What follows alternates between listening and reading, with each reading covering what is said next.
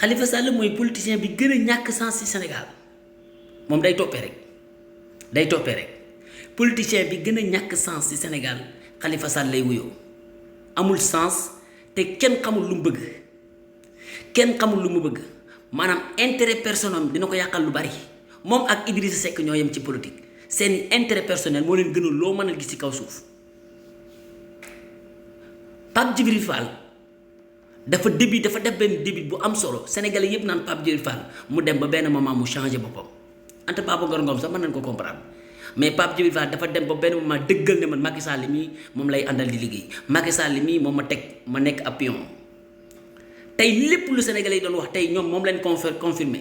njabootu Macky Sall ñoo toog nii ñoo ne ñoom ay opposants lañu kon c'est-à-dire ñoom ñoo nekk ci même régime ñoom ñoo doon doxal même régime mooy système bi ñu doon xeex rek tey système bi moo dajee doon nii waxutuma la payi démb yi nga xam ne ñoom def nañ seen conférence de presse mooy waa kër Abdoulaye Wade magi démb yi ñooñu dinaa ñëw ci moom magi démb yi nga xam ne ni ñoom ñoo fi nekkoon depuis 1960 man c'est-à-dire boo bëggee dégg-dégg ñii ñoo ŋànk réew mi ne duñ ko bàyyi ñii ñoo taxaw di lëndëma réew mi tey waa ATEL lañ koy wax seen premier jour ñoom ñuy xeex parce que ànduñu ci principe bu ñu àndoon ci principe dañuy juboo duñ balaa ñuy ñëw ci biir salle bi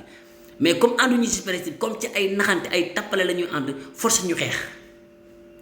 parce que xeex bi mooy justifier na ñi ànduñu ci principe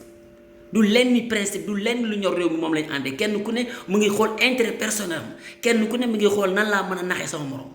ñoom seen biir tout le temps ces politiciens sénégalais c'est comme ça la politique du Sénégal soo mënul nax soo mënul jublang soo mënul tappale soo mënul fen nekkoo politicien Sénégal nii la